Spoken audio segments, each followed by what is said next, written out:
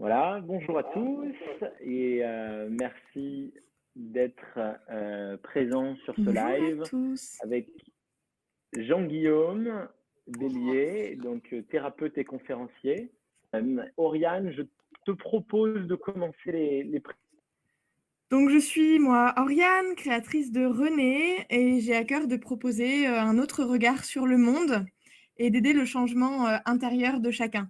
J'ai commencé une série de live depuis déjà 2 semaines sur le thème de l'alimentation, et là on s'est associé avec Nathanaël Francisco pour aborder le sujet des émotions, qui est aussi très important dans ce chemin intérieur. Donc, comme je suis adepte des visions holistiques, j'accompagne sur les chemins de l'alimentation sensorielle, de la guérison émotionnelle et de l'accouchement physiologique. Voilà pour moi. Nathanaël, tu te présentes ? Donc de mon côté, ma page Facebook, c'est Soul Body Poem, c'est la poésie de l'âme et du corps. Et ce nom symbolise mon approche de la guérison et du bien-être qui passe par le corps. J'offre à Lyon des séances d'accompagnement thérapeutique individuel et des massages hawaïens Lomi Lomi. Oriane et moi partageons une vision du monde. C'est pourquoi on a décidé de vous proposer ensemble une série de rencontres co-organisées par René et Soul Body Poem sur le thème des émotions et de l'accompagnement thérapeutique. Ça, c'est chouette. Donc, notre invité aujourd'hui est Jean-Guillaume Bélier, thérapeute et conférencier, et il est l'une des personnes que nous connaissons dans ce domaine qui nous semble très pertinent, et avec une approche des plus transversales, ressemblant dans sa pratique un grand nombre de techniques et de connaissances issues de domaines variés. Nathanaël, je te laisse les énumérer.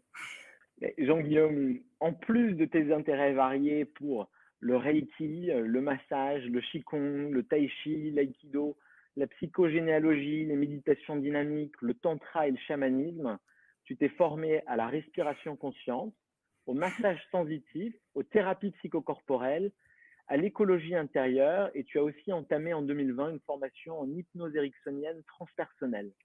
Après 20 ans, elle est en cours. C'est là entamé cette année.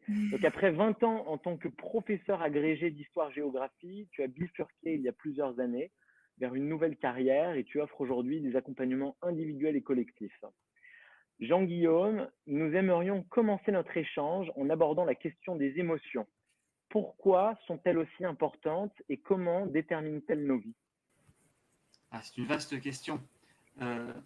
Les émotions, souvent, on dit que c'est ce qui est mis en mouvement. Je suis tout seul, je ne vous vois plus.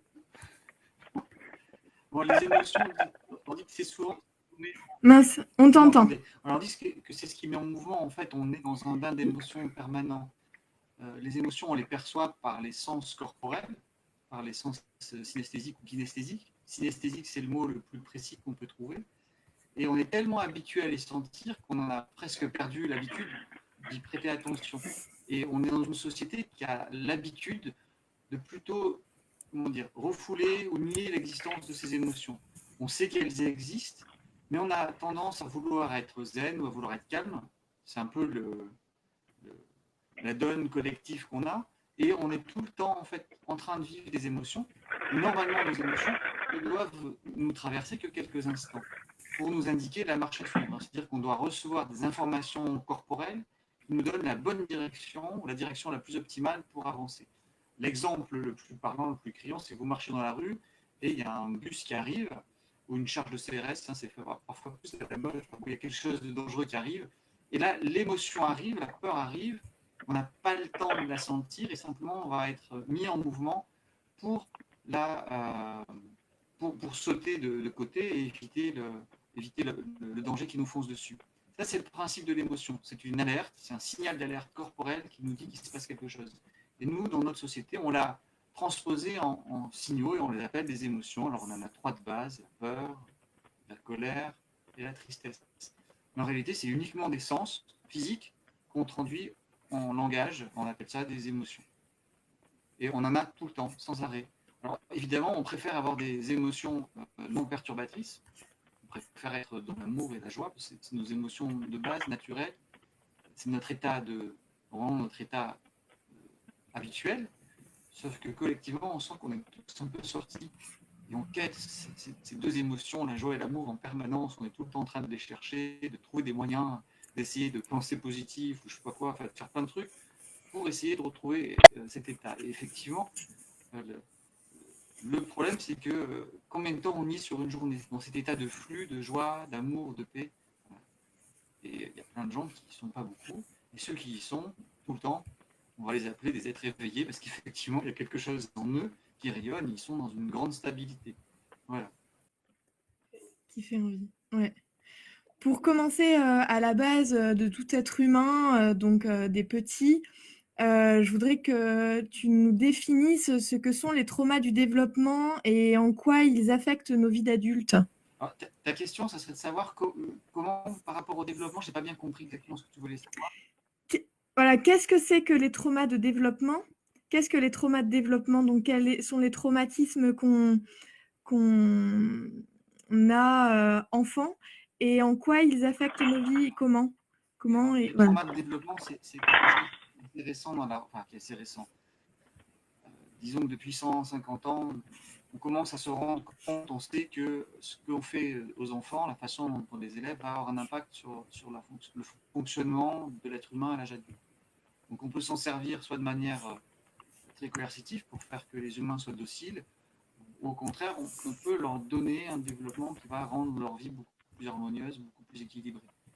Je travaille sur l'accompagnement à la naissance, et voilà un des premiers traumatismes par exemple. Dans les accompagnements que je propose, on sait que tous les moments avant la naissance et que ceux du moment de la naissance vont impacter l'être humain. Donc, les états dans lesquels les parents sont vont impacter le fœtus, il va sentir, il va baigner dans un bain de stress ou un bain au contraire de quiétude et de paix, et ça va impacter sa façon de vivre à l'âge adulte. C'est ce que Freud ou d'autres Freud a mis en évidence en appelant ça l'inconscient. Ouais. Donc, on a l'ensemble de ces connaissances-là, de ces programmes. Le mot programme ne veut pas dire grand-chose. Il fait un peu référence à l'informatique, mais en gros, on a un ensemble de savoirs, de connaissances, d'états intérieurs. Et je vois que je parle plus près de mon micro. Voilà. Vous me dites si ça va mieux. Et donc, on a un ensemble d'éléments qu'on intègre au fur et à mesure de la conception, la grossesse et la naissance et la petite enfance, qui vont imprimer tout au long de notre vie des réactions quasi automatiques. Par exemple, je pense à une personne que j'accompagne ou que j'ai accompagnée qui retrouve une mémoire corporelle de sa naissance où elle a failli mourir. Donc, cette angoisse de la mort ne va pas la lâcher jusqu'à temps que plus tard, à l'âge adulte, elle va s'en occuper. Cette angoisse de mourir vient peut-être du fait que la naissance s'est mal passée ou par exemple, elle peut sentir la détresse de sa mère qui se sent abandonnée par son père au moment de la grossesse. Alors si c'est une fois, ça va, mais si c'est pendant des mois que la maman se sent abandonnée, eh bien, le fœtus va s'imprégner de ces états-là. Alors, évidemment, on ne le retrouve pas forcément d'une manière qui paraît... comment dire, c'est pas évident. C'est pas un souvenir qui est aussi conscient que ça. C'est dans une espèce d'état dans lequel on a une drôle d'émotion, où on se sent pas bien, on se sent triste. Et chaque fois que quelqu'un va nous dire bah, « je te laisse, j'y vais », alors, surtout si c'est un compagnon avec lequel on vit, bah, je te laisse, je dois partir. On va avoir des espèces d'états intérieurs d'angoisse qui viennent de ces traumas de manque, d'angoisse que nos parents avaient. Voilà. Et on peut multiplier comme ça les exemples à l'infini. C'est-à-dire qu'à chaque fois qu'au présent, on va vivre quelque chose où on a une espèce de surréaction émotionnelle. Alors, quand on a un bus et qu'on saute de côté, c'est normal d'avoir peur. Mais si je suis en train de faire la cuisine et tout d'un coup, mon fils ou ma fille fait tomber quelque chose par terre, et mon Dieu, c'est le drame, je pète un câble, je me mets à leur crier dessus. Vous voyez le genre de truc complètement débile. Hein. Donc, ma compagne, elle est en train d'essuyer avec une éponge, elle ne fait pas comme je veux, et on devient complètement, en disant complètement, ça n'a rien à voir avec la réalité. On ne voit plus Jean-Guillaume. Ouais, on ne voit plus. Vous m'entendez encore ou pas? On t'entend bien, effectivement, mais on ne te voit plus. Bizarre, hein, les mystères de la connexion. C'est vrai. Normalement, c'est toi qui peux faire quelque chose, Nat. Peut-être. Alors, moi, je le vois juste plus dans BeLive, mais peut-être que tu peux. Alors, Jean-Guillaume. Oui, super. Voilà, ça s'est déconnecté. Est-ce que tu m'entends bien, Oriane? Est-ce que vous m'entendez bien, Maëlys, par exemple? Je vois qu'il moi, sans problème. Sans problème pour vous entendre et voilà, vous voir. je suis revenu normalement, ça arrive. Parfait.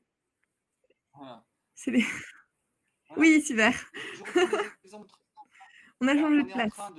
on est simplement en train de faire un truc anodin dans une cuisine, et ça, l'activation émotionnelle de la colère, par exemple, elle n'a pas à voir avec la situation réelle. C'est juste une réactivation d'un traumatisme de notre développement infantile. C'est-à-dire qu'on n'a pas été, nous, accueillis quand on était enfant.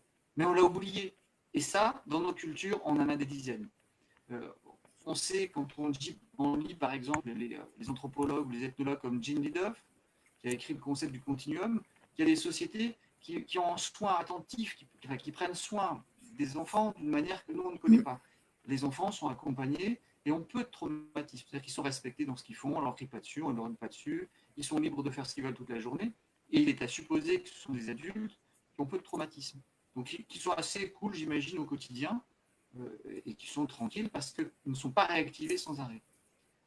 Voilà. Alors, quand moi j'accompagne des gens qui ont des super gros traumas du développement, ils sont battus, ils sont séquestrés, insultés, ils ne sont pas aimés, ils ne sont pas désirés, ils ont une naissance qui se passe dans des conditions apocalyptiques. Alors, ils sont sauvés de justesse parce qu'on va utiliser des forceps ou on leur fait une césarienne. Leur mère est complètement anesthésiée par des médicaments. Vous voyez, voilà.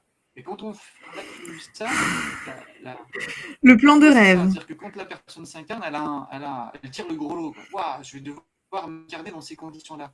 Alors c'est dur, effectivement, mais ça se guérit, ça se transforme. Et ça fait souvent des gens qui ont une grande empathie et qui ont une grande capacité d'écoute, d'aide. Mais ça peut aussi faire, et c'est ce que raconte Alice Miller dans ses livres, où elle prend l'exemple de tous les criminels, ben c'est ça fait aussi des criminels. C'est-à-dire que leur douleur, leur souffrance intérieure sont telles qu'ils ne peuvent la sentir, ils ne peuvent pas retrouver l'origine de tout ça. Ils ne savent pas quoi en faire, ils vont le projeter sur l'extérieur comme une espèce d'exorcisme, et ça fait des psychopathes, des criminels. Donc, je ne sais pas si j'ai répondu à tous les traumas du développement, parce qu'il y en a plein. Il y a des anodins, il y a des trucs qui parfois Évidemment. sont des traumas scolaires qui paraissent dans nos sociétés bénins, mais moi quand j'accompagne des gens et qu'on retombe sur le moment où l'enfant était à la maternelle, il fallait quitter sa maman, et puis l'enfant ne voulait pas, et puis la mère elle le laisse de force. Alors des fois il y a des mamans, ça pourrait être des papas, mais souvent on confie plus aux mamans la tâche de faire ça. Mais l'enfant il ne veut pas quitter sa mère, il n'a pas envie à ce moment-là, et pas comme ça. Et là on va s'en préparer des jolis, parce qu'avec le confinement, les règles actuelles vont être en septembre pour les petits qui vont rentrer à 2 ans et demi, 3 ans en maternelle. Ils n'auront pas le droit d'être accompagnés de leurs parents. Or souvent, quand même, ils ont le droit de rester avec leurs parents. Mais là, ça fait des traumatismes. Et puis ils arrivent dans une classe où il n'y a pas le droit de se toucher, pas le droit d'être touché, avec des instituteurs qui ont des masques. Enfin, il y a une distanciation sociale, justement, qui est très malvenue chez les enfants et qui crée de gros traumas aussi. Oui, alors ça va créer des gros traumas, effectivement. Et ces traumas sont aussi rapportés à l'ambiance dans laquelle l'enfant grandit. Si tout le monde le traumatise, il n'a pas conscience qu'il est traumatisé. C'est d'autant plus dur à l'âge adulte de le comprendre. Et nos sociétés sont en train de faire cette bascule, de prendre conscience qu'il y a des traumatismes. On sait que ça a un impact de taper les enfants. Mais pendant des siècles, les enfants étaient tapés de tous les côtés. Donc personne ne se rendait compte de l'origine des souffrances que les gens vivaient. Simplement, ils étaient maltraités à tous les niveaux, de tous les côtés. Et c'est encore le cas aujourd'hui. C'est-à-dire que si un enfant, c'est moins fort aujourd'hui. Mais par exemple, un enfant qui avait des mauvaises notes à l'école, des notes faibles, des notes basses, rentrait à la maison, puis il s'en reprenait un coup, une rousse de ses parents. Une rousse, il est violemment battu. Et ça fait des doubles traumatismes. Ouais. Donc il y a comme ça des successions de traumatismes qui s'accumulent et qui font, et qu'après on peut s'étonner que les humains ils soient coupés de leur joie et de leur amour. Mais ils ont tellement pris cher dans leur enfance, ils ont tellement dégusté, que comment est-ce que ça peut être autrement? Alors tout ça, ça se récupère. Les enfants, par exemple petits, ont une espèce de ressources. Mais excuse-moi Jean-Guillaume, je te coupe. On me dit que sur ma page, parce que c'est un peu compliqué, alors, je m'entends en écho, je ne sais pas si c'est le cas pour tout le monde, mais on me dit qu'on t'entend très mal. Je ne sais pas ce que je peux faire de plus. Je ne sais pas, parce que j'ai pas. On connaît le problème avec Oriane, parce que quand j'ai fait participer au forum de l'enfance libre, on pouvait trouver les liens sur ma page, sur mon site. j'avais régulièrement ce problème-là de connectique. Ouais, Je peux faire un test et me couper quelques instants et me rebrancher sur une autre connexion, celle de mes voisins, et simple. voir si ça marche. On va faire ça. Je me déconnecte. Merci à mes voisins.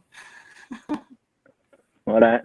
Désolé, hein, c'est Ah, est-ce que c'est les mieux aléas là? du direct. Ouais, c'est ça. On Tout revient à au fait. temps de l'ORF, il y a une connexion qui est pourrie. Mais moi, je suis très content, Jean-Guillaume, que tu aies fait voilà, cette distinction aussi des traumas du développement. Pendant un moment, je ne les ai pas vraiment considérés et je regardais les blessures du passé, les blessures de l'enfance, comme étant peut-être pas allant jusqu'à pouvant être qualifiées de trauma, mais en fait, je pense que c'est vraiment subjectif et qu'effectivement, des blessures qui peuvent paraître anodines sont parfois ressenties comme extrêmement violentes et peuvent créer des charges émotionnelles, et donc des blessures vraiment profondes qui vont rester actives dans le corps et qui vont venir effectivement faire écho à de nouvelles situations et donc réveiller des émotions en nous à l'âge adulte sans qu'on ait conscience de leur origine dans le passé. Oui, ça c'est essentiel ce que tu dis. Il faut aussi comprendre que quand on vit des traumatismes, on a un mécanisme naturel de protection qui est la dissociation. C'est-à-dire qu'on va se scinder quand c'est très grave, on va se couper. Donc par exemple les enfants, alors, je ne sais pas que ça arrive à tous, mais j'ai observé dans les cas cliniques, enfin la clinique c'est la pratique, que les enfants qui ont été en couveuse tombent sur des gros manques. Ça laisse quelque chose, ça laisse des traces, mais ça laisse des traces, c'est pas des souvenirs qu'on a conscients, ce sont des souvenirs, des états intérieurs de détresse. Et le bébé, ou plus tard quand on est enfant, quand c'est trop grave, on se dissocie. Le cas classique, c'est des gens qui manquent d'être violés, ou plutôt les femmes qui sont violées, qui vont se dissocier, qui se coupent pour ne pas se sentir. Je me rappelle une femme, par exemple, qui avait eu un accident de voiture, donc à l'âge adulte, et elle était sortie de son corps. Donc elle avait vu l'accident d'en haut. Parce que comme ça, elle était protégée. Mais c'est quelqu'un qui était habitué par la violence qu'elle a vécue enfant à justement vivre ce phénomène de dissociation. Et tout l'intérêt de la psychothérapie ou de la thérapie, c'est de réintégrer ces parts-là, progressivement et par différentes méthodes. Ce qui permet de ne plus vivre ces états dissociatifs. Un état dissociatif, par exemple, on le vit quand vous êtes face à une autorité qui vous fait peur. Et vous perdez vos moyens. Vous savez, le truc, on ne sait plus ce qu'on veut dire. On a une espèce de brouillard dans la tête. On ne sait plus ce qu'on veut raconter. Bon, ça, c'est un exemple. Effectivement, oui, Peter Levine, notamment, mais aussi Luc Nicon parle d'une situation traumatique, des différentes possibilités qui sont le combat, la fuite, l'inhibition ou la dissociation, ou éventuellement on vient de rajouter plus récemment la prise de pouvoir ou la négociation. Mais il semblerait qu'effectivement, physiquement, que ce soit au niveau musculaire et au niveau du système nerveux, il y a vraiment quelque chose qui reste inscrit quand il y a cette dissociation qui se produit et effectivement un trauma, une charge émotionnelle qui s'inscrit dans le corps profondément. Tout à fait.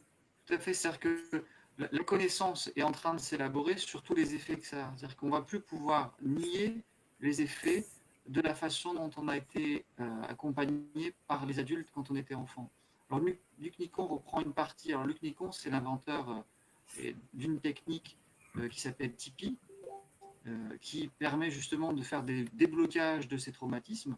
On peut citer, il y a plein d'autres techniques qui permettent, ou d'outils de connaissances, en fait, qui permettent de réactiver des processus naturels de guérison. Effectivement, super. Donc on dédie toute une partie de cette rencontre à la guérison et au processus de guérison. Juste pour faire le lien sur les traumas du développement, en fait, comment est-ce que les traumatismes et les blessures de mes parents se transmettent à travers les générations? Comment est-ce qu'une blessure va passer de mes grands-parents à mes parents, à moi-même et peut-être à mes enfants si je ne viens pas libérer ces blessures? Alors là, tu fais référence à la psychogénéalogie. Et effectivement, je vais faire une analogie. Vous avez envie d'avoir des vaches qui sont tranquilles. Eh bien, chaque génération, vous allez sélectionner les vaches qui sont les plus tranquilles. Vous pouvez faire pareil avec les chiens. Vous prenez les chiens les plus agressifs Et au bout de 10 générations, vous aurez des chiens qui sont super agressifs et ils vous défendront bien. Au contraire, vous aurez des vaches très dociles, très gentilles. Donc on sait qu'à chaque fois qu'on choisit chez un mammifère un type, un enfant avec des qualités particulières, bah, ça va se retrouver au niveau génétique. Et ça va se transmettre de génération en génération. Donc il y a visiblement une transmission génétique. Alors, je ne sais pas comment elle se fait, par les caractéristiques. Évidemment, l'enfant baigne dans une ambiance. Donc s'il est entouré avec des parents qui sont aimants, ben, ça va se transmettre par mimétisme. Ça, c'est le deuxième effet. C'est-à-dire qu'on apprend par mimétisme. Donc la généalogie et l'ambiance dans laquelle on grandit. Donc si ta grand-mère, elle vit la guerre, ton arrière-grand-mère vit la Première Guerre mondiale, elle est hyper stressée, à ce moment-là, dans le stress, elle a des enfants. Les enfants vont avoir une modification au niveau de leur gène. Alors, je ne sais pas lesquels, mais ça va impacter quelque chose. Donc, ils vont naître au monde avec la mémoire traumatique dans le ventre, plus des gènes qui se seront peut-être modifiés. Et puis, en plus, après, ils vont grandir avec une grand-mère qui est complètement flippée. Donc, ils vont apprendre ça par mimétisme. Voilà. Donc, il y a tous ces effets-là. Après, en psychogénéalogie, on sait aussi qu'il y a des transmissions qui ont l'air plus inconscientes. Des mémoires qu'on ne va pas capter par le bain. Par exemple, je pense à une personne je vous donne un exemple. Ça se passe sur plusieurs générations. Je vais essayer de le résumer, parce que quand ça se passe sur plusieurs générations, c'est compliqué. Disons que la grand-mère de la personne et le grand-père ont un enfant, mais ça se passe mal à la naissance, et le médecin dit « Monsieur, vous ne pouvez plus toucher votre femme, vous ne pouvez plus avoir d'enfant, sinon elle risque de mourir. » Donc abstinence totale, ils ne font plus rien, ils n'ont plus d'enfant. Mais la fille qui va naître, la petite fille, elle se rend bien compte que ses parents ne sont pas heureux, mais elle s'en rend compte inconsciemment, elle n'a pas de mots, mais elle voit bien que ses parents ne sont pas heureux, ils ne font pas l'amour, ils ne font plus d'enfants. Donc elle va intégrer inconsciemment le message, nous, en tant que parents, on devrait bien vouloir des enfants. Et qu'est-ce qu'elle va faire? Elle va répondre aux besoins inconscients de ses parents à la génération suivante. Donc elle va faire des enfants pour ses parents. Et qu'est-ce qui va se passer? Chaque fois qu'elle aura un enfant, elle va les confier à ses propres parents, elle ne va pas les élever. Voilà le type de mécanisme qu'on peut retrouver. Ça, c'est un premier niveau d'analyse par rapport à la psychogénéalogie. On va répéter des traumas. Et bon, donc, en Occident, ça fait quand même un petit paquet d'années qu'on a des guerres. Donc, on peut supposer que nous sommes tous des êtres très, très anxieux et très stressés. Et qu'on a sélectionné les hommes plutôt pour combattre, parce qu'ils ont tous survécu, ceux qui ont fait des guerres. Donc, on est plutôt le résultat de combattants. Et puis vous, mesdames, vous êtes, je regarde Oriane, hein, vous êtes plutôt le fruit d'une sélection, d'une soumission. Mais bonne nouvelle, c'est là où je change. Tu vois, les femmes sont sélectionnées parce que ça fait quand même 2-3 millénaires qu'elles sont soumises. Quoi, hein. Bon, il y en a quelques-unes qui se sont révoltées, mais quand elles se révoltent, elles se font cogner dessus et elles meurent. Mais ça ne marche pas tout à fait comme ça quand même. Hein. Il y a quand même des garde-fous, visiblement. Quelque chose de l'intelligence humaine fait qu'on n'accepte pas et qu'on ne va pas se soumettre, même si on est dans un corps qui génétiquement a été programmé pour se soumettre. Et vous pouvez sentir décalage. Par exemple, en tant qu'homme, on peut sentir qu'on va avoir des réactions quasi automatiques, très virulentes dans la colère, alors qu'on sent qu'à l'intérieur, ce n'est pas du tout ce qu'on veut. Et au contraire, je ne sais pas si ça parle Oriane ou ceux qui nous écoutent, vous pouvez sentir que vous n'avez pas du tout envie d'être soumise, mais alors il y a un truc qui s'active chez vous, qui est la soumission. C'est une hypothèse, hein, elle n'est pas vérifiée, je ne l'ai pas vue, mais je pense qu'elle tient la route. L'autre hypothèse qui répond à ta question est d'aller voir du côté des vies passées, des vies antérieures. Alors là, ça peut être de la science-fiction pour ceux qui sont très matérialistes, mais je suis désolé. Je pense que les deux axes sont, tu vois, c'est deux raisons possibles. C'est-à-dire que considérer que les vies antérieures n'existent pas, c'est un peu simpliste. Alors, je ne peux pas détailler ici, il faudrait qu'on fasse une vidéo juste là-dessus. Je vous invite à aller sur mon site et à regarder les références que j'ai indiquées. Mais il y a des chercheurs qui ont travaillé sur les mémoires des enfants. Parce que c'est difficile de prouver qu'il y a des vies passées, c'est quasi infaisable quoi, par la raison. Mais il y a 2-3 moyens d'aller vérifier que ça existe. Donc faisons l'hypothèse pour les matérialistes que nous avons peut-être des vies antérieures. Et ça peut expliquer qu'il y a aussi des mémoires que nous portons en nous, mais à un autre niveau, et qui peuvent aussi s'activer comme des souvenirs de quelque chose qu'on a déjà fait et qui peuvent nous perturber. Donc ça sera un autre niveau de perturbation que l'aspect génétique ou les traumas du développement de l'enfance. Voilà. Et je pense que ça serait dramatique pour l'espèce humaine de se fermer des portes de guérison. Donc s'il y a des traumatismes de vie passée et qu'on en garde des mémoires, autant aller s'en occuper, en prendre conscience et les guérir. Et pour moi, ça serait dogmatique que de ne pas vouloir regarder de ce côté. Voilà, mais c'est trop long à développer. Ouais. Maintenant, je crois qu'on a pris conscience des problématiques quand même des traumas. Tu t'es formé à de nombreuses approches thérapeutiques. Qu'est-ce qui fonctionne selon toi et J'ai pas compris pourquoi? ta question, ça a coupé, pardon. Donc, tu t'es formé à de nombreuses approches thérapeutiques. Qu'est-ce qui fonctionne selon toi et pourquoi? Différentes approches? Parce que j'étais pas bien. Oui, mais qu'est-ce qui fonctionne dans toutes ces approches? Qu'est-ce qui fonctionne Qu'est-ce qui fonctionne? et pourquoi? Je pense que on doit trouver l'invariant. Qu'est-ce qui fait que ça marche? Alors, il y en a, à mon avis, deux. Il y a le premier invariant, c'est dans la démarche thérapeutique. On rencontre une personne qui est bienveillante à notre égard et qui va jouer ce que Alice Miller a appelé le rôle de témoin lucide. C'est-à-dire qu'elle va nous montrer qu'on a été martyrisé, traumatisé.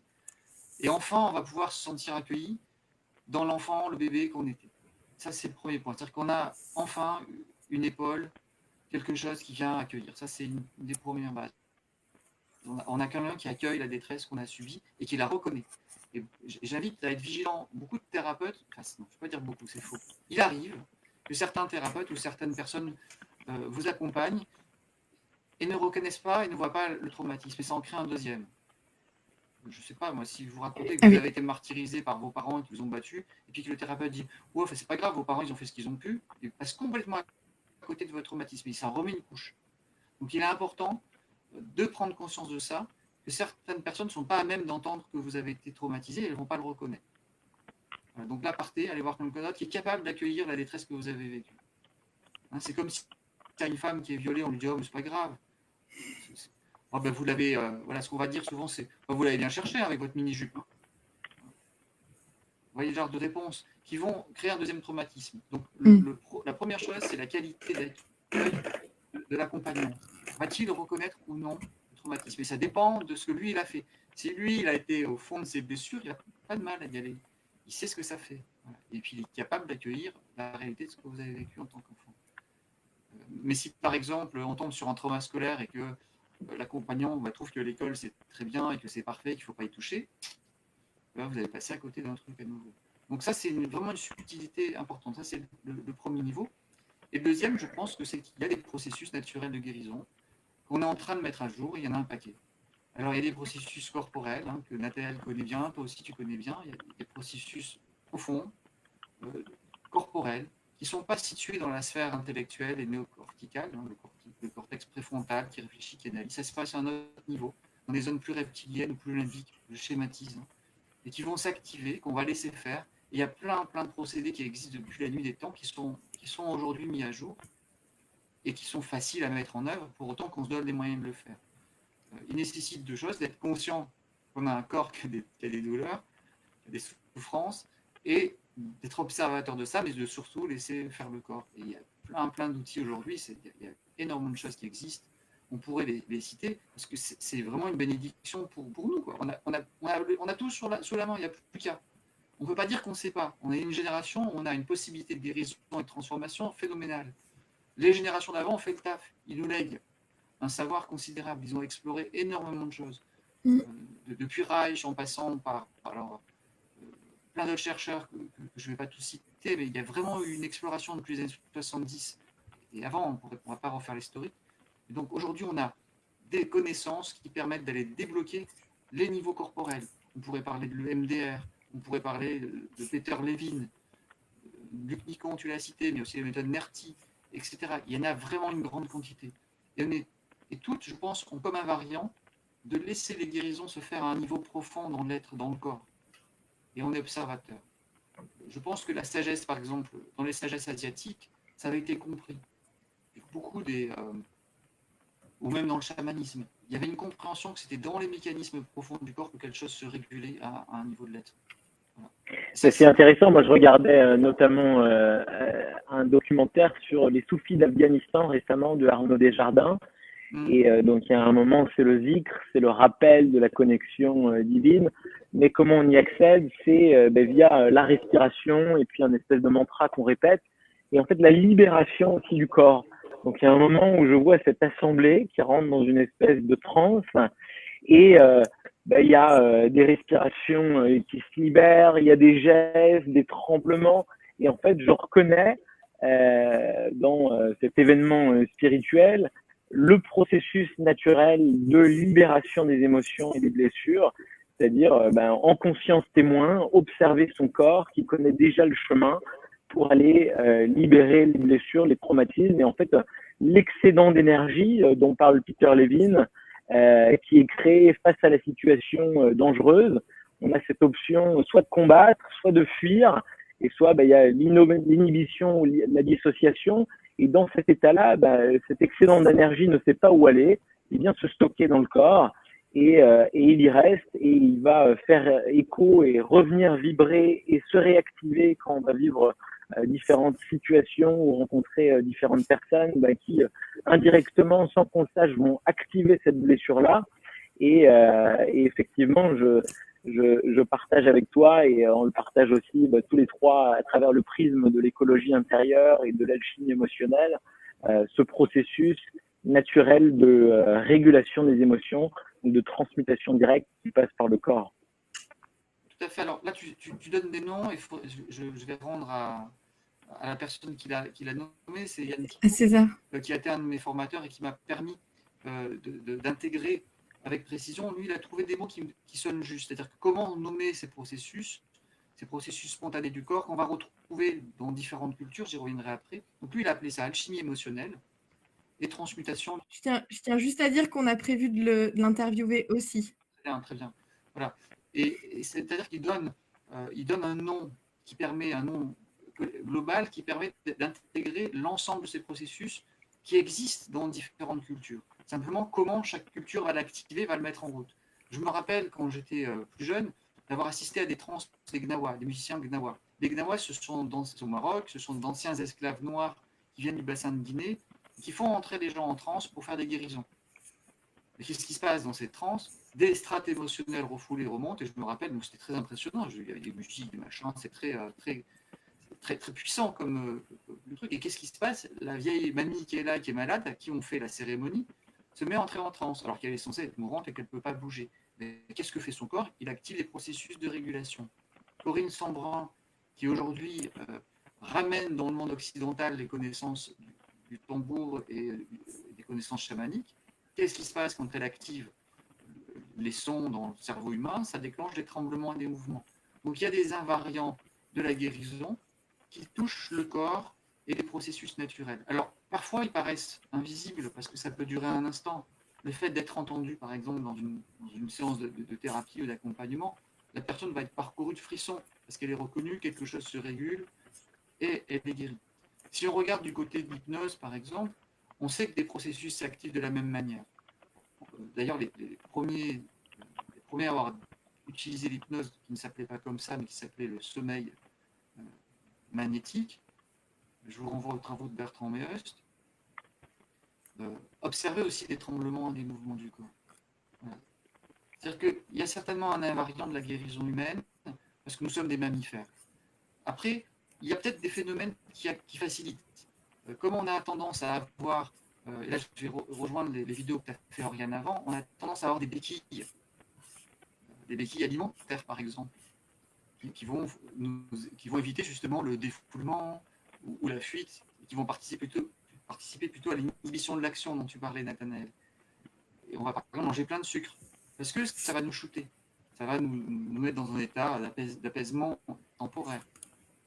Donc quand on passe à des régimes où on va commencer à se défaire de ces béquilles, alors là, ça peut remonter. Ah, on n'entend plus Jean-Guillaume. Sa connexion... Je reviens. Ça y est. Voilà. Je dis qu'à ce moment-là, quand on passe à des régimes où on enlève ces béquilles, eh bien, ça devient plus délicat parce qu'on va retrouver les structures non guéries. Et qu'est-ce qu'on fait à ce moment-là? Comment est-ce qu'on les accueille? Et on a des risques et des biais culturels, c'est de continuer à refouler, parce que ça fait flipper, quoi. Un corps qui tremble dans tous les sens, quand vous le voyez pour la première fois, c'est super étonnant. Et puis on a peur pour soi, parce qu'on a tellement appris qu'il fallait contrôler son corps et qu'il fallait être comme ça, pas bouger. Alors que quand ça se passe, c'est juste libérateur. Mais un corps qui bouge dans tous les sens, ça ne se fait pas, c'est mal, quoi. C'est pas notre culture. Donc, c'est une nouvelle façon relationner avec son corps, avec son psychisme. Et de ne pas rentrer dans des trucs qui vont le conditionner encore plus à devoir empêcher les processus naturels d'avoir lieu. C'est souvent un des gros problèmes. C'est que, par exemple, les gens viennent en thérapie, Luc Nicon ou Olivier Bon, qui est à Lyon, Nathanaël, que j'avais interviewé, témoignent de ça, c'est-à-dire que les gens vivent le processus mais n'en ont pas conscience. Donc il y a toute une partie de formation, de connaissances à avoir pour comprendre ce qui se passe et réactiver le processus. En gros, j'aurais envie de dire que les humains, ils ont besoin d'apprendre à faire pipi leurs émotions. Bon, la métaphore elle est un peu nulle, mais bon, ça veut dire ce que ça veut dire, quoi. C'est-à-dire que quand vous avez envie de faire pipi, vous allez faire pipi, vous ne posez pas des questions. C'est volontaire, et en même temps, c'est involontaire, vous lâchez prise. Et quand nous, on a des émotions, il veut parler, quand nous, on a des émotions, et bien notre culture nous a appris à tout garder, comme ça, là, il en reste des tout coincés. Alors qu'on peut vraiment s'en occuper autrement. Mais je partage à 100% cette analyse, en fait, de comprendre, d'avoir mis les doigts, donc il y a 2 ans, en découvrant l'écologie intérieure, sur ce processus naturel de libérer ses émotions, en fait, au lieu de les refouler, au lieu de les défouler, au lieu d'être identifié à la situation, c'est-à-dire c'est cette personne, c'est cette situation qui crée mon émotion, bon, c'est en dehors de moi, finalement je peux rien faire, alors que de prendre conscience que ça vient réactiver mes charges émotionnelles, que cette émotion m'appartient, et d'aller au bout de ces sensations physiques, et donc de laisser se dérouler le corps, et de voir qu'en fait il y a une espèce de climax de l'émotion, des tremblements, des contractions, et que derrière, paf, il y a une libération, et donc ce phénomène de transmutation dont parle Yann Thibault, et un retour à la joie, à la sérénité, à la puissance. Je trouve que ça permet du coup de réhabiter son corps, en fait, de se laisser traverser par la vie, en fait, et de vivre les choses dans tout le spectre des émotions, de pas se bloquer à juste les émotions positives, et du coup de se sentir vivant et de revenir dans le corps, dans l'instant présent. Et il y a quelque chose d'extrêmement libérateur et presque jouissif, en tout cas plaisant dans le fait de vivre ce qui nous traverse. Oui, tout à fait. Hein. C'est quelque chose qui est biologique. Donc normalement, on devrait avoir plaisir à le faire. Simplement, c'est juste une histoire de conditionnement. On est habitué à ne pas s'en servir.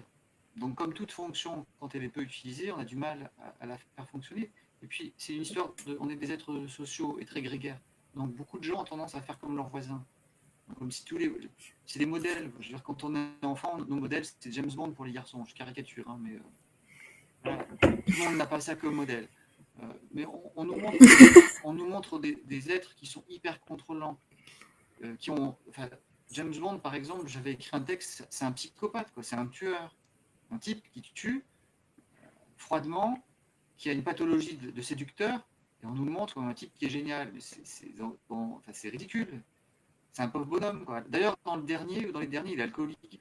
Parce qu'il se fait pipi d'animal, comme ça. Donc, enfin, il touche à ses émotions. Donc, on pourrait regarder comment, dans le cinéma, on va avoir une mutation progressive où les personnages qui nous sont présentés, qui par mimétisme vont nous inviter à changer de culture, vont peut-être commencer à s'ouvrir à leurs émotions. Vont peut-être commencer à sentir qu'ils peuvent avoir droit à la colère, mais pour l'instant, ça reste confidentiel. Or, c'est en train de se diffuser. C'est en train de se diffuser. On est en train de comprendre qu'on peut, par exemple, être un homme sensible, et que c'est pas parce qu'on est un homme sensible qu'on a, excusez-moi d'être vulgaire, mais qu'on n'a pas de couilles. Et pour les femmes des ovaires, je suis un peu vulgaire, mais c'est pour bien faire comprendre l'idée. Hein, c'est qu'on peut être sensible et puissant et incarné. C'est deux choses différentes. Voilà.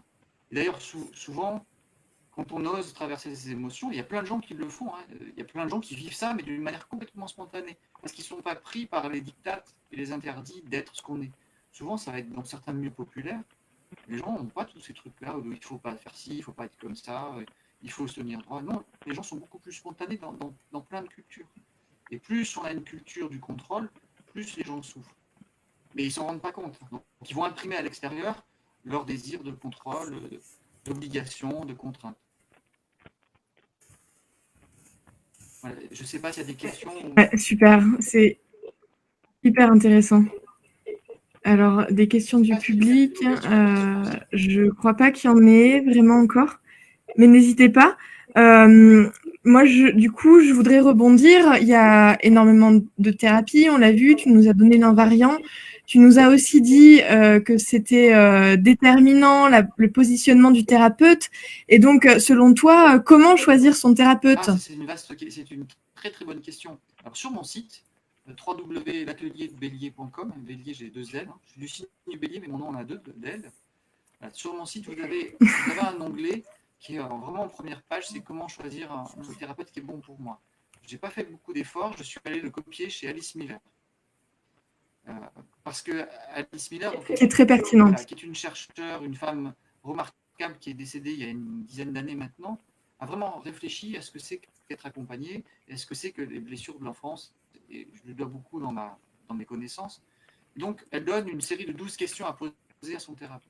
En gros, si vous voulez trouver un bon thérapeute, ben renseignez-vous sur les différentes méthodes qui existent. Regardez les critiques qu'il y a, mais surtout, ça va être une histoire de feeling.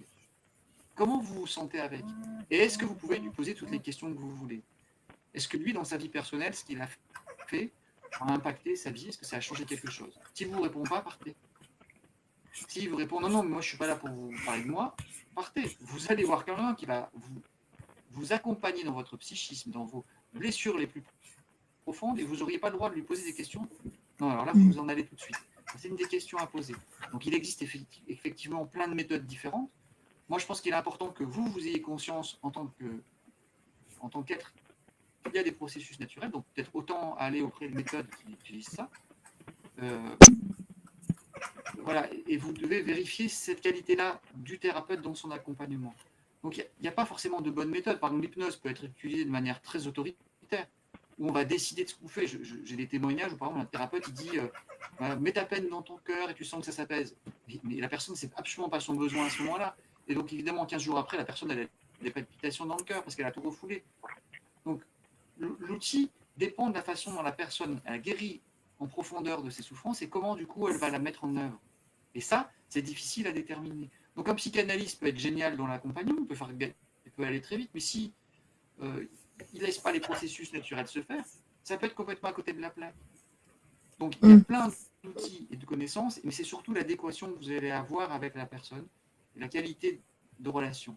Après, pour moi, il y a des outils qui sont plus pertinents que d'autres, parce qu'ils vont travailler sur l'inconscient. Ils vont aller voir plus ou moins en profondeur. Mais rien ne dit qu'un thérapeute comportementaliste ne pourrait pas être intéressant pour aider une personne. Ça dépend de là où on veut aller. Et qu'est-ce que c'est que la guérison, la transformation? C'est aussi la question à se poser. Qu'est-ce que je viens chercher? Qu'est-ce que j'en attends? Et qu'est-ce que moi je vais faire à partir de ce que l'autre, de ce tiers, de cette autre personne, ce qui m'apporte? Parce que là, on parle de guérison psychique, mais on sait que les maladies sont liées à des conflits biologiques. On sait que les maladies ont en gros deux origines, ce qu'on mange, ce qu'on ingère, les pollutions extérieures, et que c'est évident que si on mange de la merdouille qu'on nous sert dans les fast-foods et dans le monde industriel, on va tomber malade. Voilà, c'est une évidence, quoi. Alors ça peut marcher 5-6 ans, quoi, mais quand on voit ce que les enfants aujourd'hui vont ingérer quand ils vont au supermarché, ils sont résistants. Hein. Ils sont résistants. Oui. Parce qu'ils en ingèrent des saloperies. Entre les pollutions atmosphériques, les pesticides et tous les sucres raffinés, et tous les colorants et les autres adjuvants, enfin tous les trucs pourris qu'on leur donne, plus les vaccins, waouh! C'est là qu'on voit à quel point on est fort, on sait s'adapter, même les enfants battus arrivent quand même à être heureux, à être équilibrés. C'est hallucinant, oui, sur l'alimentation, sur les émotions. On a une capacité de dépasser tout ça phénoménale. Oui, jusqu'à un certain point. Des fois, ça craque. En tout cas, voilà, je ne sais plus où j'en ai, j'ai perdu le fil de ma pensée. Le premier point, c'était oui, les maladies. Et l'autre aspect des maladies, c'est l'ensemble des traumas du développement, tous ces chocs qu'on accumule, qui, à un moment donné, vont faire que, pour ne pas tomber dans ce que tu as dit, fuite, attaque ou inhibition de l'action, eh bien, le cerveau va déclencher une maladie. Il va déclencher une maladie spécifique qui répond au traumatisme qu'il vit. Et ça peut être rendu réversible, c'est un processus de réparation à la condition, enfin, les conditions existent. Mais par exemple, il y a des gens extrêmement malades qui sont couchés, quasiment moribonds, on les emmène à Lourdes. Ils ne parlent pas, hein, c'est quasiment des gens dans le coma. Vous avez des témoignages très sourcés de médecins, et ils guérissent.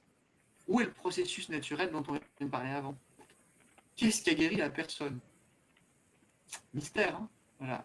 Pierre-Jean Thomas Lamotte, qui a un centre qui est à Lyon, où tu habites, Nathanaël, est aussi très intéressant parce qu'il fait partie de ces médecins qui ont cherché à décoder, à décrypter ces processus-là. Et lui, ce qu'il a déclenché, c'est qu'il a vu quelqu'un guérir justement dans une église. Une personne qui était en chaise roulante et qui s'est levée et qui s'est mis à marcher. Il a dit, moi, je suis neurologue et j'arrive pas à comprendre, j'arrive pas à faire ça, donc il faut que je retourne comprendre comment ça marche. Donc ça veut dire qu'au-delà du thérapeute, quelque chose de la guérison peut s'activer. Et ce quelque chose, à l'heure actuelle, on peut essayer de l'aborder avec la biologie, etc. On peut s'en rapprocher, mais peut-être que ça peut aussi nous échapper, parce que c'est d'autres dimensions de l'être, une dimension peut-être plus spirituelle, plus subtile. Voilà. Du coup, je réponds à la question de Fabien Domer, c'est ça. Alors, quels peuvent être les avantages ou les inconvénients d'une thérapie de groupe ou individuelle? Alors, les avantages, il y en a de nombreux. C'est-à-dire qu'on est confronté, puis ça dépend comment c'est fait, mais on est confronté à l'autre, et on se rend compte que l'intime est universel, c'est-à-dire que nos pères humains, nos pères PIRS, hein, nos frères et sœurs humaines, ont aussi vécu des souffrances. Et on se rend compte qu'on n'est pas tous les seuls. Donc ça fait plein de points d'appui, plein d'autres humains qui vivent les mêmes souffrances que nous, on se sent un peu moins seul. Voilà un des avantages.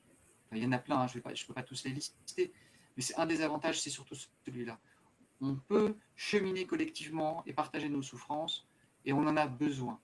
On n'est pas obligé d'être enfermé dans un coin. On peut avoir l'appui d'un groupe, d'un collectif, et on sent que c'est soutenant. C'est réparateur. Voilà.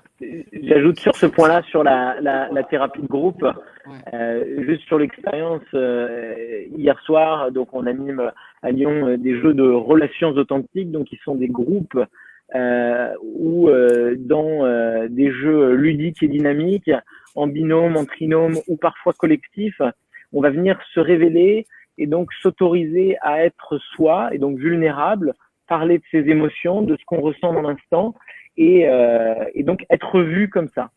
Et voir les autres dans ces situations-là. Il y a quelque chose de profondément aussi thérapeutique et quelque chose qui fait... il y a quelque chose de l'ordre de la guérison, je pense, dans ces moments-là où on s'autorise à être et on se sent reçu. Et donc, je pense que ça, dans une thérapie de groupe, il peut y avoir quelque chose de cet ordre-là aussi qui se joue. Tout à fait, tout à fait. Les avantages sont innombrables. Moi, j'anime aussi des stages, donc des thérapies, des stages où on va toucher à de la thérapie en groupe. Et c'est d'une intense richesse. Chaque groupe est unique. C'est comme si les gens se donnaient rendez-vous et les synchronicités sont à l'œuvre. C'est-à-dire que les blessures de l'un vont répondre à l'autre. Par exemple, une jeune femme qui a 20 ans a un problème avec sa mère. Dans le groupe, il y a une femme qui a 60 ans qui a un problème avec sa fille, etc. Et des choses comme ça, c'est sans arrêt, sans arrêt. Telle personne a vécu tel traumatisme, elle va rencontrer la personne qui a vécu le même traumatisme et elles vont cheminer ensemble. Les groupes, c'est une grande richesse parce que c'est un endroit où enfin on va lever les masques, c'est le cas de le dire en ce moment, hein, on va lever les masques et on va pouvoir enfin respirer avec les autres nos blessures et voir que c'est absolument pas grave de lever les masques. On va pouvoir aller dans l'intime, chose qui est souvent rare parce qu'on a peur en allant dans l'intime d'être attaqué et blessé. Parce que c'est souvent ce qui se passe quand on lève nos blessures, ça se retourne contre nous. Si dans une entreprise on raconte qu'on a des problèmes dans sa famille, on sait que ça peut se retourner, que ça va être utilisé. Là, il n'y a aucun risque. A priori, personne ne va utiliser ça contre nous. Souvent, les gens, on garde ça de manière confidentielle. Voilà. Alors, les inconvénients... Oui, vas-y. Et c'est bienveillant. Hein. Tout le monde ayant des problèmes sait que on ne vient pas là juste pour le plaisir de raconter nos malheurs. Oui, c'est ça. Alors, les groupes, moi, que j'anime, comme il y a énormément, à l'intérieur, on utilise des processus de transmutation émotionnelle, les êtres s'ouvrent. Il y a quelque chose d'eux qui s'illumine à chaque journée, ils gagnent. Ils ouvrent, ils sont de plus en plus rayonnants. Donc, c'est de plus en plus facile d'aller voir les blessures, puisqu'on en ressort. Ça ne veut pas dire qu'ils ne vont pas en profondeur, au contraire, ils vont en profondeur, mais à chaque fois, quelque chose d'eux rayonne. Donc, quand on ressort de 5 jours de stage ou de 2 jours de stage, surtout 5 jours, il y a quelque chose qui s'est réintégré de l'être. On est véritablement rebranché sur sa nature. Et on a pu le vivre collectivement. On a pu voir que c'était possible de le faire avec les autres. L'autre avantage, et ça c'est beaucoup de gens que je reçois, viennent parce qu'ils ont envie d'apprendre à accompagner. Ils ont envie de savoir quoi faire quand il y a quelqu'un en face d'eux qui est bloqué. Parce que, je ne sais pas, je pense à une personne, son compagnon fait la gueule, bah, elle retombe dans un traumatisme, ça lui rappelle son père qui lui faisait la gueule, évidemment elle ne s'en rappelle pas, et donc elle est complètement perdue. Et donc là, elle va pouvoir, par exemple, accompagner un homme qui vit sa colère. Mais il la vit pour lui. Mais elle voit le type qui a la colère, elle le voit, puis il va dans sa colère et il la guérit. Ah, mais ça marche comme ça, ok. Et donc c'est rassurant. Elle va pouvoir s'entraîner à être dans une zone de vulnérabilité, c'est ce que tu disais tout à l'heure, Nathanaël, mais en sécurité. Et puis, l'avantage, c'est qu'il y a un accompagnateur. En l'occurrence, quand c'est mes stages, c'est moi. Si c'est avec Oriane, c'est Oriane. Nathalie, c'est toi. Et nous, on sécurise. On est à ce moment-là la garantie que si ça déconne trop, quelqu'un vient prendre le relais et va nous aider à nous dépatouiller avec les émotions. Voilà. Les inconvénients, dans mes propres stages, j'en vois pas. J'en vois pas. C'est super intéressant. Les seuls que je vois, c'est que s'il n'y a pas d'intégration, de régulation intérieure des émotions, on va ressortir avec des blocages. Donc, ça va être comme dans la vie quotidienne. Là, c'est faire l'expérience d'autre chose. C'est une expérience où, au fur et à mesure des jours, on vit des trucs avec les gens et on a le droit d'avoir des émotions, d'être bloqué, on peut les partager, on peut dire, on peut aller voir ce qui se passe, on peut aller voir les phénomènes transférentiels. Machin truc, il m'énerve. Plutôt qu'aller faire chier machin truc, on va dire, tiens, qu'est-ce que machin truc, il me fait vivre? Ah, machin truc, il me rappelle ma mère. Il me rappelle mon père. Ah, chouette, je peux aller voir ce qu'il me rappelle. Et du coup, on va lever le filtre qu'on avait devant les yeux. Là, c'est vraiment le truc qui nous empêche de voir, de sentir. C'est plus là, c'est le méga masque. On le lève et là, on voit l'autre tel qu'il est. Donc en fait, c'est quelqu'un qui est tout à fait banal. Et puis, pourquoi je m'énervais sur lui? Ça n'a plus aucun sens. On lève les phénomènes de transfert qui nous empêchent de relationner tranquillement. Là, ça, c'est l'avantage des stages aussi. En fait, c'est une bonne question. Merci Fabien. Je pourrais lister les avantages des. Je crois que je l'ai fait d'ailleurs sur une de mes pages, de lister tous les avantages. Alors, l'inconvénient, c'est que parfois on a besoin d'aller dans des zones où on a. Alors, je précise aussi que dans mes stages, je fais travailler les gens souvent en binôme. J'accompagne, je monte, j'invite les gens à se responsabiliser pour apprendre. On est mis, c'est un peu comme dans la vraie vie. Je veux dire, si vous avez des enfants, ils ont des émotions. Vous devez être capable de les accompagner. Vous n'allez pas déléguer le truc à quelqu'un d'autre. Donc là, c'est l'occasion d'apprendre à accompagner quelqu'un qui a de fortes émotions. Voilà. La difficulté, c'est que parfois, l'accompagnant, il est en formation. Donc, il ne sait pas comment déjouer les mécanismes, ces retors de l'inconscient ou des mécanismes de protection qui n'ont pas envie forcément de libérer l'émotion à ce moment-là. Et qui vont jouer, qui ne veulent pas aller voir. Donc moi, je suis un peu plus expert. Et à ce moment-là, c'est intéressant d'avoir des séances individuelles parce que je vais être plus contenant. C'est-à-dire que je vais plus déjouer les pièges. Ce n'est pas les pièges, mais je vais plus accompagner les parties de soi qui sont gardiennes ou qui ont été gardiens, qui ont protégé et qui ont eu leur rôle, mais aujourd'hui, ils n'ont plus leur place. Voilà, donc, elles viennent en mécanisme de défense protéger quelque chose qui ne veut pas bouger. Mais ça a du sens. Là, en individuel, peut-être que je suis plus performant à certains moments. Mais des fois, non. Des fois, c'est dans les groupes que ça se libère très bien. Voilà. Il y a des gens qui sont des super accompagnants parce qu'ils vont dire la chose parfaite au bon moment. Très intuitif. Oui.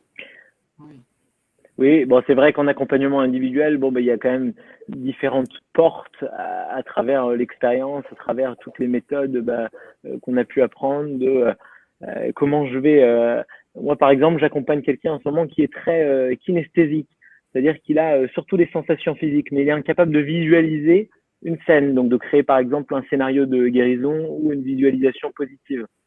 Et à ce moment-là, les outils que je vais utiliser, on va passer par la respiration, par le toucher, par les mouvements naturels, par les tremblements, par la vocalisation. Peter Levine le montre bien, mais juste de faire, quand on ressent une émotion forte, de faire comme ça, ou de laisser émerger un son, ça permet de sortir. Et donc vraiment, on prend cet axe du corps pour aller flirter avec la blessure et l'autoriser à se libérer. C'est vrai que les accompagnements individuels rassemblent différentes approches, on peut aller en profondeur via différentes portes, quoi. Est-ce que, Jean-Guillaume, tu peux nous donner une approximation de temps qui nous permettrait d'avoir guéri le plus gros de nos traumatismes? C'est la question à 1 000 €, ça. C'est la question à 1 000 € parce qu'on parle d'une... Les psychanalystes, souvent, on parle de 15 ans d'analyse. Est-ce que ça a vraiment un Oriane, sens? tu es en écho. Tu es en écho, je pense que tu as une page ouverte. Non. En tout cas, on a compris la question, la durée, le temps. Ça dépend où tu veux aller. C'est-à-dire que quand j'ai des personnes qui viennent me voir et qu'elles elles veulent ça, je sais pas, elles sont vraiment mal, elles sont pas bien, il y a un traumatisme très, très clair, elles ont été violées, tu vois, voilà, un truc horrible. Bon, là, il y a un travail thérapeutique qui peut être mené assez rapidement et qui peut amener à un état de mieux-être. Voilà, c'est bon, elles ont réussi. Des fois, en une séance, c'est réglé. Après, tout dépend d'où on veut aller. Je me rappelle une personne qui avait mal au dos depuis 20 ans, elle avait rien qui marchait. Bon, je l'accompagne en une séance, elle sort, j'ai enfin plus mal au dos. Bon, je suis surpris, moi, le premier, tu vois. Ouais. Mais tu peux voir plein de thérapeutes qui te raconteront ça. Ça dépend d'où on veut aller. Donc là, on obtient un résultat qui est tangible, qui est visible, la personne, elle est contente. Nous aussi. Mais ça ne veut pas dire qu'elle a guéri en profondeur. La guérison en profondeur, c'est ce qui va peut-être prendre toute une vie. C'est peut-être là où on va devoir aller traverser des couches et des couches extrêmement douloureuses qui vont nous amener à un endroit que tous les grands inventeurs, je ne sais pas si tu penses au cri primal, ou tu parlais de Arnaud Desjardins. Denise Desjardins, sa compagne, avait mis en place le laying, qui était laissé les gens s'allonger, laisser le corps faire. C'est très proche du cri primal. Mais on va voir que dans tous ces processus-là, et on pourrait regarder dans toutes les autres techniques qui existent de par le monde, il y a quelque chose qui demande un certain temps. C'est comme si l'être humain devait accepter de lâcher prise sur la finalité pour pouvoir descendre au plus profond de lui. Et rares sont les gens qui, à un moment donné, arrivent à faire cette bascule et quelque chose s'installe en eux d'une grande profondeur, d'une grande qualité. Parfois, c'est dans un seul domaine, parfois, c'est dans plein de domaines. Mais il y a des êtres qui, incarnés sur Terre, le vivent profondément, vivent cette transformation et sont d'une grande sérénité. En tout cas, il est clair que quand on fait un processus thérapeutique, ne serait-ce que sur quelques années, quand il est bien mené, il y a une vraie mutation. C'est-à-dire qu'il y a plein de trucs auxquels on ne réagit plus, on est plus calme, on est plus posé. C'est une évidence. Ça s'installe. Après, c'est la mise en danger de l'être. C'est-à-dire, ok, tu as trouvé ton confort, ça va mieux. Normalement, quand tu as trouvé ton confort, tu as envie d'aller plus loin. Donc, tu vas devoir sortir ta zone de confort. Et là, bingo, tu sors ta zone de confort et tu as tout le paquet émotionnel qui n'était pas réglé, toutes les zones plus profondes qui vont remonter. Et ainsi de suite. Donc, c'est spiralaire comme mouvement. Ça monte ou ça descend, on s'en fout. Quoi. En fait, en tout cas, c'est quelque chose qui fait qu'on repasse par les mêmes endroits, mais à chaque fois, on est invité à gagner en qualité d'être, en sagesse. Donc, ça devient une question à laquelle on s'en fout un peu. Quoi. On sait que de toute façon, on sera amené à repasser par un endroit où on est déjà passé, mais peut-être plus en profondeur. Et peut-être qu'à un moment, ça cessera ce mouvement-là. Mais au moment où on le fait, pour moi, la question n'a pas de sens. La question qui a du sens, c'est qu'est-ce que je fais là avec ce que je suis maintenant sur Terre. Si je suis mal, ouais, je m'en occupe. Comment je peux retrouver un état d'équilibre? Mais l'état d'équilibre, il dépend de tellement de facteurs. Il dépend de l'extérieur, de la société dans laquelle je vis, de comment je... Voilà. Et que la quête du bonheur pour être heureux, juste pour être heureux, c'est un super gros piège. Juste vouloir être heureux pour être heureux, bon, alors c'est sûr qu'on ne sera jamais heureux. C'est une quête illusoire. La question, c'est, je suis venu sur Terre faire quelque chose.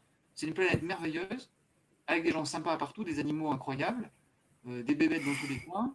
Et nous, on vit ça dans notre société comme un truc horrible. Il y a des virus méchants qui nous attaqueraient de tous les côtés.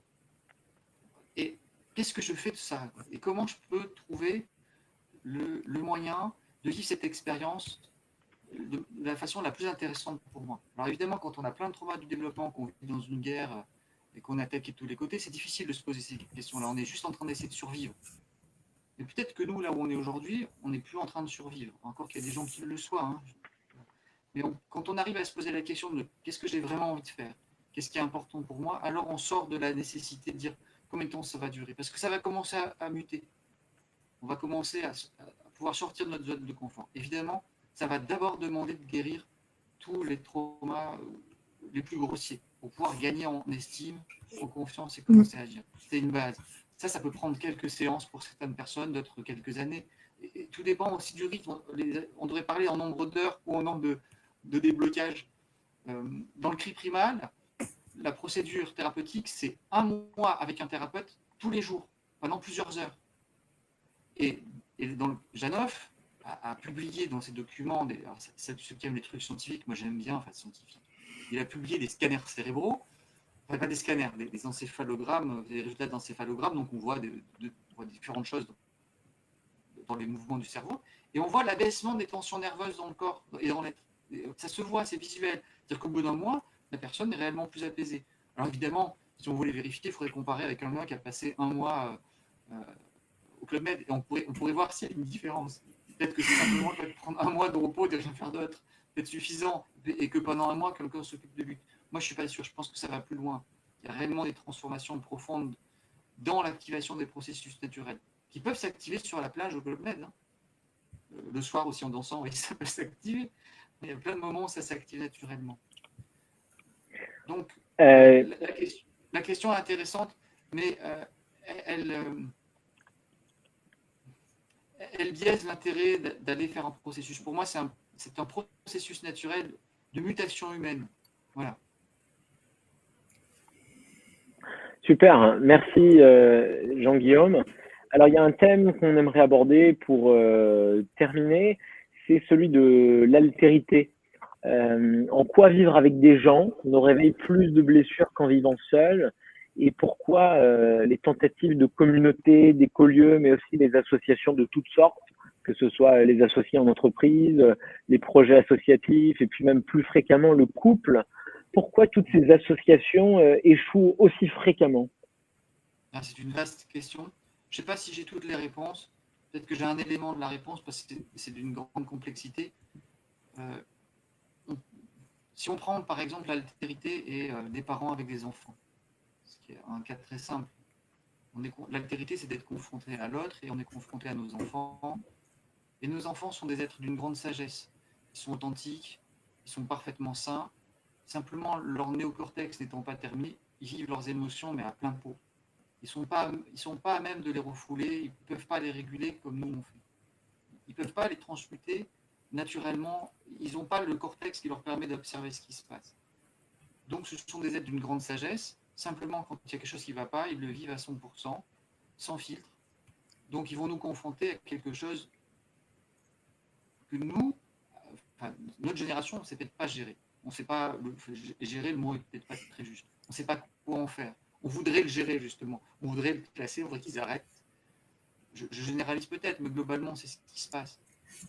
Et ça, au moment où nos enfants vivent par exemple une grande colère, si on ne sait pas faire, c'est parce que nous-mêmes, on est réactivé dans un endroit de notre être, dans le passé, où nos parents, quand on était en colère, ne savaient pas quoi faire. Et donc, par mimétisme, on va répéter l'automatisme. Tais-toi, arrête. Si on a reçu des baffes, on va leur mettre des baffes. Si on a été envoyé dans sa chambre, on va les envoyer dans sa chambre. Voilà. Et l'autre va nous renvoyer sans arrêt à un passé non guéri. Donc, quand on va rencontrer un chef dans une structure, et ben on va être renvoyé à nouveau à comment nos autorités du passé, donc nos parents, se sont occupés de nous. Si nous, on est chef, on dirige quelque chose, on va reproduire certainement la façon dont ça s'est passé avec nos enfants. Donc tout ça, évidemment, on peut le changer, mais ça demande d'avoir vraiment conscience qu'il y a des mécanismes psychiques intérieurs. Et souvent, la culture dominante nous invite à changer les comportements, à les modifier en se forçant à être autre chose que ce qu'on est, et en évitant la phase intériorisation-guérison. La phase d'intériorisation et de guérison, elle a vraiment été puissante dans les années 70, 80, 90. Dans les années 2000, il y a un arrêt, et on va basculer sur des techniques plus comportementalistes qui visent à répondre aux problèmes sans aller voir en profondeur. Alors, c'était des démarches, c'est des explorations humaines, hein, elles sont intéressantes, et maintenant, on peut peut-être se réapproprier dans ces groupes-là, dans les écolieux, par exemple, qu'il est possible qu'on soit réactivé par l'autre, parce que ça nous rappelle toutes nos blessures. Et c'est tout, c'est aussi simple que ça. Peut-être que les temps d'intériorisation que les groupes cherchent souvent, on va faire de la méditation, on va faire des choses, on va essayer de faire des activités communes, sont uniquement des moyens de chercher à réguler ces émotions bloquées. Et que le mouvement intérieur n'est pas une culture encore habituelle. il y a des groupes qui ont mis ça en place. Je pense à une personne que j'ai interviewée, qui est psychohistorien. C'est Marc-André Coton. Jean-Marc Coton. Marc-André. Je vous invite à voir l'interview qu'on a fait de lui dans le Forum de l'Enfance Libre ou à lire ses livres.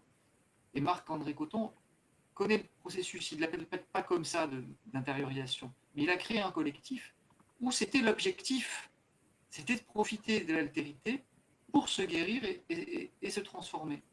D'ailleurs, c'est ce qu'on peut voir certainement dans les sociétés où il y a des êtres qu'on appelle éveillés, des sages, des maîtres. Les gens viennent voir ces gens-là pour pouvoir en profiter et bénéficier d'une transformation à leur contact. Voilà, donc peut-être que nous, en Occident, on a cette intériorisation, ce travail de fond à faire pour pouvoir vivre d'une manière collective et harmonieuse. Et faire l'expérience que ça ne marche pas aussi. L'altérité va peut-être nous montrer qu'à des moments, on n'y arrive pas. Bon, ben tant pis, on fait l'expérience, on ne marche pas. Je pense aussi à des exemples qui montrent que c'est ça notre fond humain, c'est d'être des super bons communicants et des êtres sociaux très, très puissants, très fins. Mais notre dressage collectif, via l'école où on reste assis toute la journée et qu'on écoute un maître, fait qu'on est très obéissant, on nous a bien dressé, on ne sait plus collaborer. Et quand on prend les expériences où les enfants ont été laissés libres, je pense à Bernard Collot, que j'ai interviewé, qui témoigne dans ses livres, il raconte que les enfants sont vraiment des êtres capables de collaborer, de coopérer hyper facilement. Donc ça, c'est notre nature véritable, et là, l'altérité, c'est plus un problème, c'est une richesse. Mais bon, là, moi, je pense qu'en être pour moi, c'est du boulot, quoi. Enfin, c'est du boulot, c'est une transformation. Je vois bien que j'ai été conditionné à perdre ma capacité naturelle de super communicant, de super être collaboratif. Donc, je profite de l'altérité, je profite des autres pour aller voir ce que j'ai à guérir, ce que j'ai à transformer. Ça ne veut pas dire que si je suis face à quelqu'un qui me maltraite, je vais rester avec, j'ai le droit de partir. C'est une possibilité de transformation à la condition que l'autre est prêt aussi à bouger ou qu'il y a un but ou quelque chose en commun à faire. Oui, et qu'on ait connaissance et compréhension de ces mécanismes intérieurs. Moi, je vais prendre l'exemple très concret de récemment, j'étais avec une amie et sa petite fille qui me sollicite beaucoup sur du temps, sur faire des activités, et je sens vraiment profondément que quand je suis en train de faire quelque chose à l'intérieur, il y a une partie de moi qui est juste mais je suis pas disponible, et ça vient réveiller en moi une émotion de non, je suis occupé. Et ce qui est rigolo, c'est que ça me rappelle mais très précisément quand j'étais petit et que j'étais dans cette situation et que je disais papa, et qui m'écoutait pas parce qu'il était en train de faire quelque chose d'autre. Et en fait, je me retrouve exactement dans la même situation que mon père, qui reste absorbé par son truc, au lieu de me demander de me donner l'attention dont j'avais besoin. Et Oriane disait, et à juste titre, et c'est ce que tu expliques, c'est hyper difficile de donner ce qu'on n'a pas reçu. Et effectivement, d'avoir la compréhension de ces mécanismes des émotions et de ce que ça réveille en moi, ça me permet d'en prendre conscience quand je reçois cette émotion, d'aller la libérer, de l'explorer dans ma thérapie notamment, et du coup de pas reproduire ce schéma et peut-être cette attention que mon père m'a pas suffisamment donnée quand j'en avais besoin, peut-être moi de pouvoir la donner à mes propres enfants et d'arrêter ce processus en fait de psychohistoire, c'est ce dont parle Marc-André Coton, c'est-à-dire de répétition des blessures à travers les générations. Tout à fait, tout à fait. En fait, la nature profonde de l'être humain, elle est bienveillante, elle est aimante. C'est ça notre nature véritable. Donc c'est juste qu'il y a des scories, il y a des comportements, des masques, des blocages. Il n'y a pas de réel effort à faire, il y a à se libérer de ces choses-là, les sentir, les laisser partir. C'est pour ça que la question du temps aussi que tu me posais, c'est un processus. Et on peut avoir du plaisir à le faire. Alors évidemment, les gens qui sont en super difficulté, qui n'ont pas d'argent, qui sont dans la mouise et qui ont envie de s'en sortir, c'est délicat. Mais le processus, il n'y a pas besoin forcément d'être accompagné par un thérapeute. Enfin, je vais me faire plein de gens qui vont complètement il faut le faire accompagner. Je ne crois pas, j'assume. Je pense que c'est des processus naturels. Alors, il faut peut-être lire et regarder Peut-être que c'est mieux de se faire accompagner, qu'on peut faire des crises de panique super fortes, etc. Je crois que ce sont des peurs, c'est la peur de transmettre. Je pense que l'être humain, il est aujourd'hui capable de s'autonomiser et d'aller voir ses blessures tout seul. Puis il y a Oui, effectivement aussi une urgence. C'est-à-dire que on a besoin de faire le processus. On a besoin que ça se passe, quoi. C'est maintenant. C'est notre génération.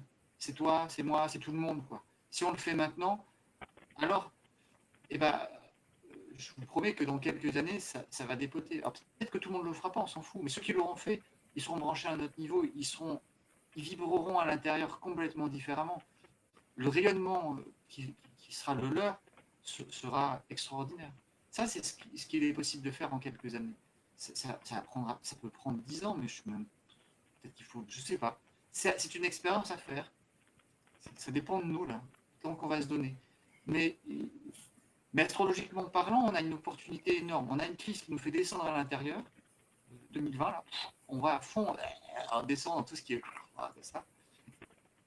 C'est pour aller voir, quoi. C'est le moment de guérison. C'est le moment de l'émergence de la vérité, de ce qui est caché. Alors profitons-en, quoi. Si vous êtes bien brassés, ceux qui écoutent, bah, allez-y, allez dans vos profondeurs, quoi. Faites des stages, libérez-vous, simplifiez votre vie, allez manger cru avec Oriane et apprenez ce que c'est que manger avec son instinct, avec ses sens. Si vous êtes à Lyon, allez voir Nathanaël et formez-vous, vous prenez des massages, des choses qui vont vous permettre de descendre facilement en profondeur. Voilà. Et astrologiquement parlant, 2025, c'est un mouvement de renaissance. Et une renaissance qui va toucher tout plein de domaines économiques, sociaux, mais intérieurs aussi. Or, l'intériorisation nous branche à d'autres niveaux de conscience. On s'ouvre à son intuition, on s'ouvre à notre intelligence. Donc, c'est plutôt ce qui peut nous arriver de mieux, là, c'est de le faire. Voilà. C'est de vivre cette expérience. c'est clair. Oui. Est-ce qu'on peut terminer du coup cet entretien et que tu nous partages tes prochaines dates de stage, Jean-Guillaume? Oui, alors, les prochaines dates de stage, elles sont à peu près fixées, mais comme il y a eu le Covid, ça a tout bousculé dans ma vie familiale, donc j'ai des données que je n'avais pas il y a une semaine, donc je suis en train de les revisiter pour réaménager. Mais en gros, j'ai un stage qui a lieu à Colmar, en co-animation avec une amie qui s'appelle Charlotte Dartaille autour du jeu et de l'accompagnement des enfants. Donc c'est à destination des parents qui ont envie d'accompagner leurs enfants autrement et qui se posent la question, par exemple, de la déscolarisation. Donc on va leur donner des outils, on passera par la question aussi du jeu libre, de comment accompagner ces enfants dans des apprentissages libres, informels et autonomes. Donc ça, c'est sur Colmar. Oui, j'ai regardé le programme et ça a l'air passionnant. Ouais. Je pense c'est top, quoi. On va faire un truc, et c'est en intégrant les enfants. C'est-à-dire qu'il y a plein d'activités de transformation, les enfants pourront participer, selon leur âge, évidemment. Voilà. Donc c'est une nouvelle façon de se transformer, de ne pas exclure ce qu'on appelle les enfants. Ça, c'est chouette. Voilà. Après, je pense que j'ai une série de stages dans l'été qui sont en train de se construire. En gros, ils auront lieu dans le sud de la France, normalement, au Mas des Prés, qui est un lieu crudivore, instinctif, donc, qui pratique l'alimentation sensorielle. Donc, c'est aussi une façon d'apprendre ça. Et il y aura au moins 2 stages là-bas, fin juillet, début août. Et puis, il y avait d'autres surprises. Il faut aller sur mon site, qui sont en construction, peut-être à nouveau en juillet autour de l'enfance, peut-être aussi quelque chose sur le corps et la sexualité. Tout ça est en réflexion. Voilà, j'ai tout dû réajuster à cause de ces questions de virus et de choses à changer. Ouais. Sinon, ton site est affiché sur l'écran, hein, l'atelierdebélier.com. Ce que j'observe, c'est que souvent, je me déplace. C'est-à-dire que si vous avez ça vous intéresse de découvrir ça de manière collective, j'ai souvent animé des stages, j'en anime encore, où c'est moi qui me déplace et on fait ça chez les gens. L'été, c'est mieux dehors, sous les arbres. Il y a un salon à côté, c'est bien. Voilà, c'est des petits groupes d'une dizaine de personnes, c'est chouette. Vous avez envie de faire ça avec vos amis, vous m'appelez, on regarde quand est-ce qu'il y a un week-end qui est disponible, 2-3 jours, et tac, vous avez votre formation. Et voilà. Super. Merci. Oriane, est-ce que tu veux partager tes stages et tes accompagnements aussi? Ouais, alors moi, je ne fais pas de stage d'écologie intérieure pure et dure, mais je fais des stages d'alimentation sensorielle qui sont basés aussi sur des processus spontanés. Donc, vous avez plus de renseignements sur mon site accompagnement-rené.fr. Et le prochain stage d'alimentation sensorielle se tiendra à Lyon le 27 et 28 juin. Et donc, c'est l'occasion de parler alimentation avec beaucoup de flexibilité et sans dogmatisme. J'y tiens. En 2 mots, Voilà. c'est quoi, Oriane, l'alimentation sensorielle en 2 mots? Alors, l'alimentation sensorielle, c'est faire confiance à son corps pour savoir ce dont on a besoin au niveau alimentaire, nutritif. Donc, on utilise l'olfaction pour savoir ce dont on a besoin. Ça permet d'être en meilleure forme, en meilleure santé. On a des stagiaires qui se sortent de maladies parfois très, très lourdes, juste en changeant leur alimentation et en répondant parfaitement à leurs besoins avec leur propre sagesse. C'est passionnant. Donc, c'est les aliments crus et non transformés. Et donc, moi, je vois Oriane et puis ma propre pratique un peu plus épisodique, mais effectivement, au niveau du niveau d'énergie, notamment, on voit une différence instantanée. Et puis, Oriane propose aussi donc de l'accompagnement à la grossesse et de l'accompagnement émotionnel. Est-ce que tu veux en dire 2 mots aussi? Alors, l'accompagnement émotionnel, il se fait plus dans l'ensemble. Et pour moi, l'accompagnement à la grossesse, c'est holistique. On peut voir aussi bien l'alimentation que, en passant par des massages, la posture, et puis l'émotion, comment réussir à être prêt à accueillir son enfant dans les conditions qu'on veut. Voilà. Toi, Nathanaël, tu as aussi des stages d'écologie intérieure, d'alchimie émotionnelle à Lyon. Quelles sont les dates? Donc, moi, je suis sur Lyon et donc je propose l'accompagnement individuel, que ce soit l'accompagnement thérapeutique, donc en utilisant les outils de l'écologie intérieure, donc les processus naturels de libération des émotions, en passant par le corps dont on vient de parler, et toute une approche psychocorporelle en utilisant le mouvement, la respiration, le toucher, la vocalisation, pour aider le corps à libérer les charges émotionnelles qui déclenchent des émotions aujourd'hui. Donc, je fais des accompagnements à Lyon et aussi à distance. Je propose aussi des massages hawaïens, lomi lomi, donc c'est des massages avec les mains et les avant-bras très fluides le long du corps. Donc, ce sont des massages bien-être, mais qui travaillent aussi au niveau énergétique et qui permettent de lâcher prise de manière profonde. Et peut y avoir aussi des réactions émotionnelles et des libérations à ce moment-là. Et puis, donc, j'organise 2 stages. Un premier, c'est un week-end de stage d'introduction, d'initiation à l'écologie intérieure à Lyon. C'est le 11 et le 12 juillet, donc samedi et dimanche. Et on va aborder donc la sagesse intérieure, la transmutation directe, le scénario de guérison et puis la création de réalité et les obstacles inconscients à sa manifestation. Et donc, les dates sont encore déterminées, mais en septembre 2020 aussi, je vais animer un week-end stage d'initiation au massage hawaïen Lomi Lomi, et donc aux différentes qualités de toucher, à l'intention, à la présence, à la respiration, pour pouvoir toucher de la manière la plus sensible et juste possible, pour pouvoir donner à la personne qui reçoit le massage ce qu'elle a besoin de recevoir. Voilà. Super. Eh bien, on va continuer avec Nathanaël de faire des lives avec des personnes justement qui parleront aussi des émotions. On a évoqué Yann Thibault et puis d'autres restent à venir. Merci beaucoup Jean-Guillaume pour tout ce que tu nous as apporté, tout ce que tu nous as appris. Et puis n'hésitez vraiment pas à y aller avec Nathanaël. On est passé dans ses mains tous les deux et on en est ressorti grandi. Merci infiniment Jean-Guillaume, pour l'étendue de tes connaissances. Et voilà, moi c'est ce que je trouve le plus intéressant, c'est de rassembler toutes ces pièces de savoir et de pratique et de les amener ensemble pour pouvoir amener dans l'accompagnement ce qui est juste. Très bien, merci beaucoup. Merci à vous. Bonne suite. Merci tout le monde. À bientôt. Et puis bonne soirée. Salut. À bientôt.